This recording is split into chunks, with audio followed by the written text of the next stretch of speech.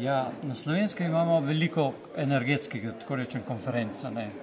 Ampak le redko katera ima tako temo, kot je ta konferenca. In sicer tema inovacij. In po mojem mnenju je to tema, ki bi jo morali v Sloveniji najbolj poudarjati v sedanjem času, ne. In v Sloveniji je tudi veliko znanj, veliko mladih inovatorjev, ki nimajo pravzaprav niti priliko, da se pokažejo, ne. In jaz mislim, da bi ta konferenca z nekimi dopolnitvami morala biti pravzaprav ena od vodilnih konferenc v Sloveniji na področje inovacij, na področju energetike, ne.